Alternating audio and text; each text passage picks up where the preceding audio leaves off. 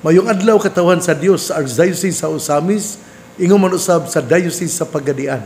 Akong tibaya sa mga mag-uuma ug mga mananagat. Ako pong tibaya sa mga kaparian, mga religious men and women sa Archdiocese sa Osamis. O congratulations, Diocese of Pagadian. Miabot na gyud ang panahon nga atong i-consagrar ug atong i-install ang inyong bag-ong obispo sa Diocese sa Pagadian. Salamat Ginoo kay imo mang imo nga gidungog ang akong pangamuyo. Kapoy biya nga moadto sa Pagadian kay layo man. Pero tungod sa Ginoo, moadto kita, mo serbisyo kita. Pusang adto sa Diocese sa Pagadian, congratulations o happy birthday pod ni Bishop Ronald Timoner, ang bagong obispo sa Diocese sa Pagadian. O ako di ay nga kining pasalamat usab sa tanan nga mo-attend sa mao nga konsagrasyon o election o installation ni Bishop Ronald Timoner.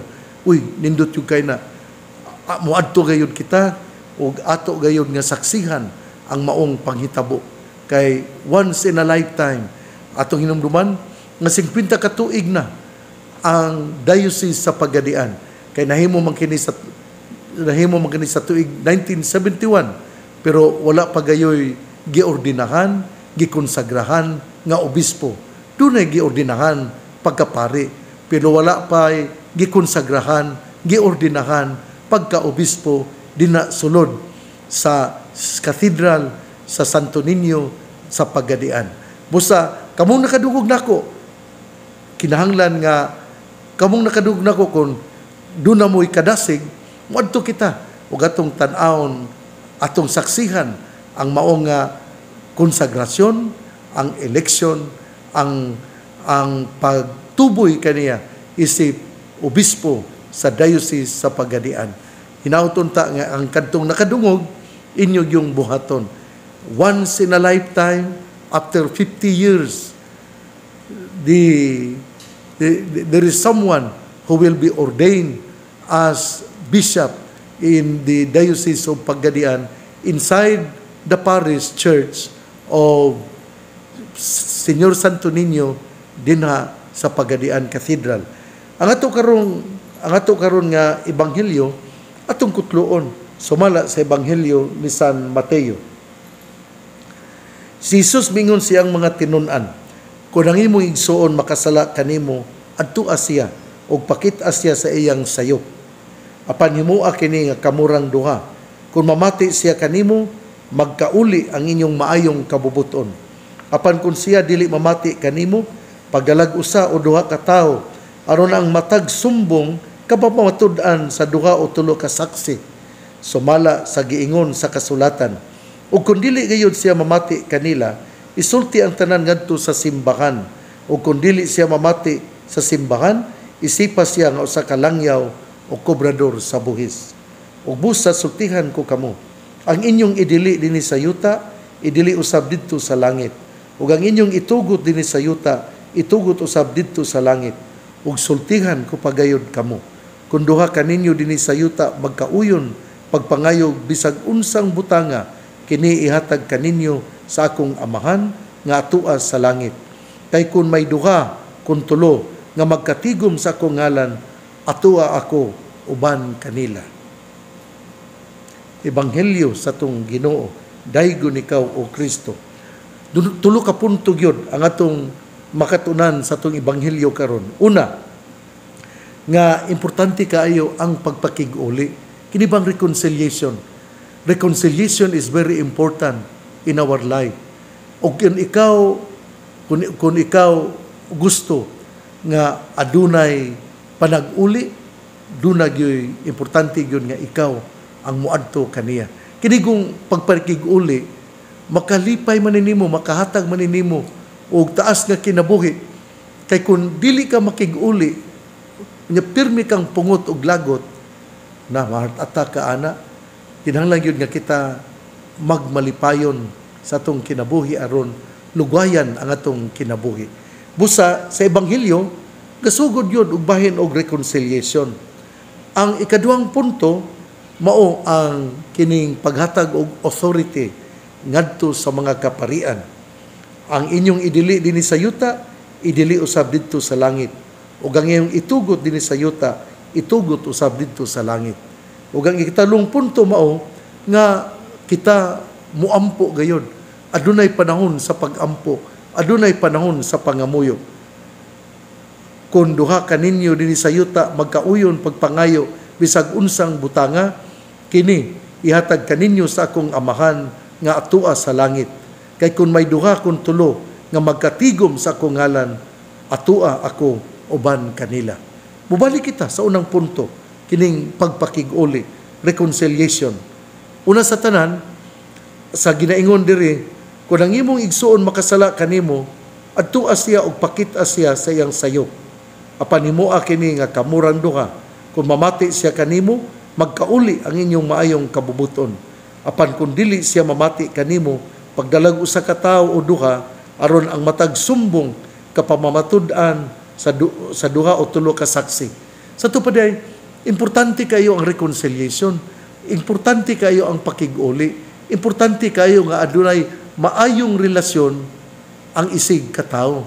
Labi na din na sa imong silingan.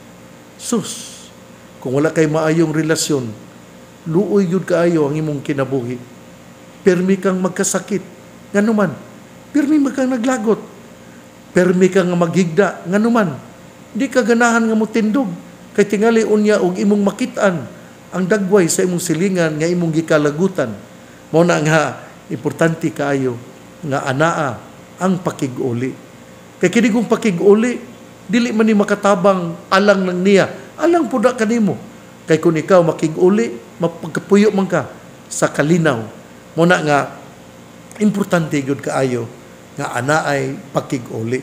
Pero ang ebanghelyo po ron giklaro pod nga kung dili siya mutuo kanimo pagdala og saksi, duha o tulo. Nya kung dili pa gyud siya mutuo ug dili pa siya mudawat sa iyang sayop, isipa siya nga usa ka langyaw o kobrador sa buhis. Usa may buti pasabutan ni.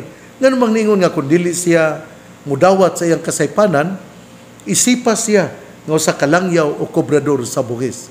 Kini yung langyaw, kini bang sa panahon gud ni Hesus, kana bitaw kung dili ka Hudiyo, usa ka kahintil, Gentile, ug kung usa ka kahintil, usa ka Samaritanhon, dili ka makapanunod sa gingharian sa langit. Kaya ngila kung gituhuan mauman nga kinanglan anak ka ni Abraham. Ug kung anak ka ni Abraham usa ka Hudiyo, ang langit mo'y giandam kanimo. Pero wala man na, giusab ka na ni Hesus. Ang punto ni Hesus mao gayon nga ang makasulod sa langit dili lang kadtong mingon Ginoo Ginoo, pero kadtong nagabuhat sa pulong sa Dios. O mobalik ta nganuman nginguman nga kung dili siya mutuo kanimo, isipa siya nga usa ka kobrador sa buhis, usa ka langyaw, kay gituhuan man gyud kaniadto nga usa ka hintil, Gentile, ang usa ka kining usa ka dili Hudiyo nga wala magpuyo sa Israel, mao kana ang mga tao nga mga Gentile, mao kana ang mga tao nga giisip nila nga mga makasasala. Ug mao sa bang kobrador sa buhis, kay mga tikasan man, busa giisip nila nga mga makasasala. Importante gyud kaayo nga mudawat kita nga malapason. Mao man ang nahitabo din na sa Jimenez. Tungod kay gilud-an niya ang baptismal font. Gilud-an niya kini bang lugar din kita manguros, mukwag tubig, agwa bendita. Wala niya dawata nga siya iyang gilud-an. Mingon pa siya nga wala nga nakita man nato yun sa Facebook, sa kining social media nga iyang giluan. Mo na nga salakto pagkasulti, dili ko makahatag pa niya og pasaylo. Why? Because forgiveness is reserved only for those who would repent of their sins. If there is no repentance, no forgiveness. Kinahanglan mo nga imong dawaton ang imong pagkamakasasala. Kinahanglan mo yun nga imong dawaton ang maong salaod aron ikaw mahatagan og pasaylo. Kay kung dili ka mudawat, kung ano makasi mong konsensya. Ang imong konsensya magdibal, gawas og kang imong lain na kag pangunahuna, pero kung naa ka sa insakto nga pangunahuna, doon na yung kay guilt feelings, doon na yung kay kanang wala yung kay kalinaw sa imong pangunahuna, doon na kag yung kinibitang pangandoy nga, uy, urag nakasala yun ko. Pero kung dili ka mudawat sa imong pagka makasasala, wala po'y kaluwasan nga mabot sa imong kinabuhi, kay dili ka man pasayloon. Ang ikaduha nga punto, sa to pa, ang primero nga punto, reconciliation. Pero kinahanglan nga kadtong nakasala, mudawat sa iyang pagka-masalaypon. Ikaduha nga punto, mao ang paghatag og gahom sa mga kaparian. Sultihan ko kamo, ang inyong idili dinhi sa yuta, idili usab didto sa langit. Ug ang inyong itugot dinhi sa yuta, itugot usab didto sa langit. Kinahanglan nga atong hatagan kini sa lawom nga pagtuo, kinahanglan nga atong dawaton kini nga adunay pagtuo, kinahanglan nga kita mutuo nga gihatagan og gahom ang mga pari aron muhimo sa absolusyon. Ako di ka mutuo, bisa pag kapila ko musulti ani, dili gyud ni mutuhop sa imong kasing-kasing. Pero alang natong mga matuohon, kita miila nga pinaagi sa succession ngadto kang Pedro sa mga apostoles ug gipadayon kini sa mga kaparian, sa mga obispo ang paghatag og absolusyon sa tao nga mokumpisal kay siya nagmahinulsolon. Ug ang itulong punto mao gayon ang pag-ampo, ang pangamuyo. Ako hangyoon ko kamo nga ato yung gahinan o gamay nga panahon ang pag-ampo.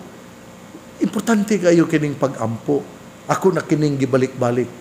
Ang pag-ampo mo'y usa ka pagkaon alang sa atong kalag. Kung dili kita muhimo sa pag-ampo, wala nato hatagig pagkaon ang atong kalag. Sanglit, wala tay pag-ampo, mabot ang panahon nga mamatay ang atong kalag ug kini dadon ngadto sa impyerno. Muna nga, importante yun nga doon na tayo pag-ampo. Kung ang duha o tulo, magdungan, magkapundok, aron pag-ampo, ako, anaa, uban kanila. Hinaot nga, ato kining mahinumduman, hinaot nga ato kining mahatagan sa timos ug tiunay nga pagsabot. Nagsuon, usbon ko, ang atong ebanghelyo nga gikutlo sa sa ebanghelyo ni Matthew, kapitulo 18, versikulo 15 hangtod sa 20, nagtudlo ka na to og tulo ka butang.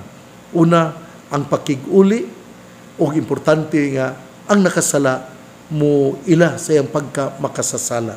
Ikaduha, ng mga kaparian, yatagan og gahom, aron mo pasaylo sa sala. Ug ikatulo, kita giauhag nga mag-ampo kita. Ang pag-ampo nga kinasing-kasing, dunggon sa Ginoo. Kung ang tao magkatigom tungod sa pag-ampo, ang Ginoo uban kanila. Kanindot sa kinabuhi, no? Kung maato kining mapuy-an, andam kitang mapasaylo, muila kita nga adunay kapasayloan sa sala, muila kita nga importante ang pag-ampo. Hinaot nga, mao kini ang atong isulti, mao kini ang ato nga mensahe alang sa atong mga anak.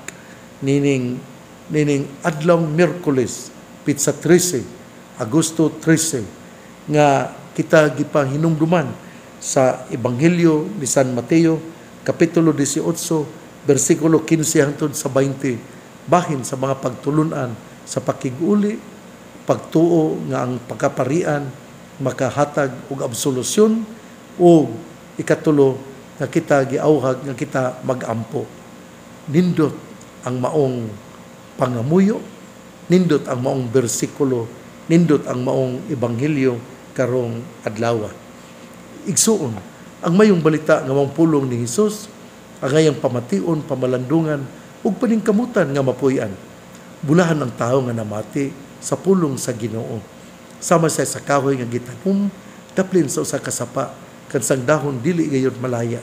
Tempo sa timbungas siya mamunga. Igsuon, ugma na usab. Ugma di ay atong hinumduman nga usa sa maanindot nga piyesta sama sa atong Lunes piyesta di Santa Clara, karon usab Huwebes Agosto 14 ugma. Agosto 14 mo ang piyesta ni Saint Maximilian Kolbe.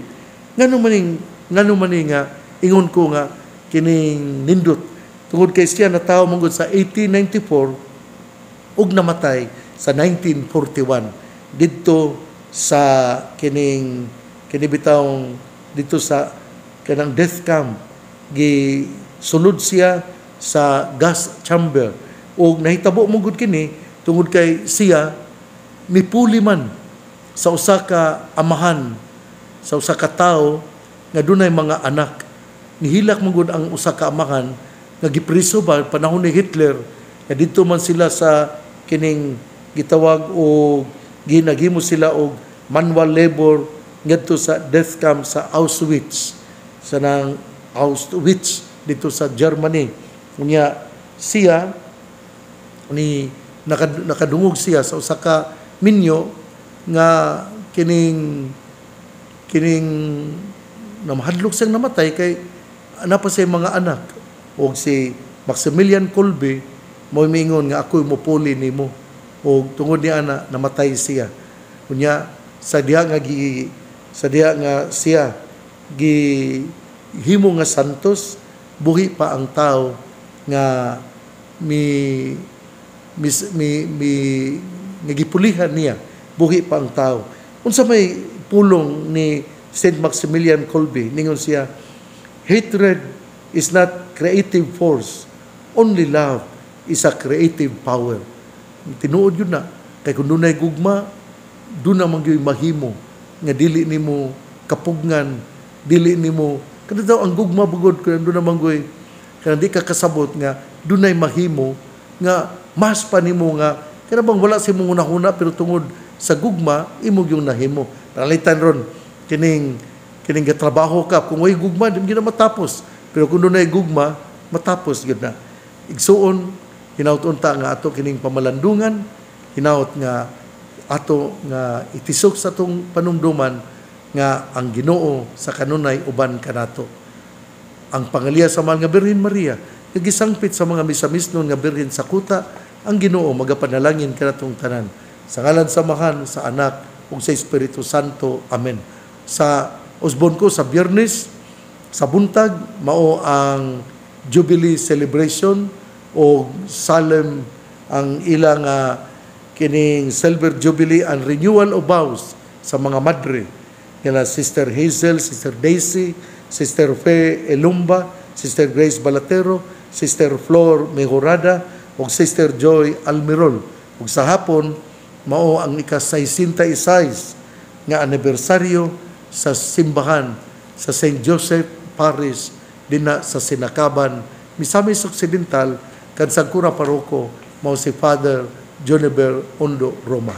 Ninyong tanan ako miingon, padayon kita sa pag-ampo, padayon kita nga muuban ug moadto sa simbahan o atong pangayoon sa Ginoo nga kita hayagan aron ang ato nga kinabuhi nagasubay gayon sa iyang kabubuton. Pray always. Prayer has power. Without prayer, you will have no power. That is why we have to pray in order that we can continue our pilgrimage towards the Father. His kingdom is waiting for us. Ang pangaliya sa mahal nga Birhen Maria, yagisangpit sa mga misamisnon nga birhen sa kuta, ang Ginoo magapanalangin kanatong tanan. Sa ngalan sa Amahan, sa Anak, ug sa Espiritu Santo. Amen.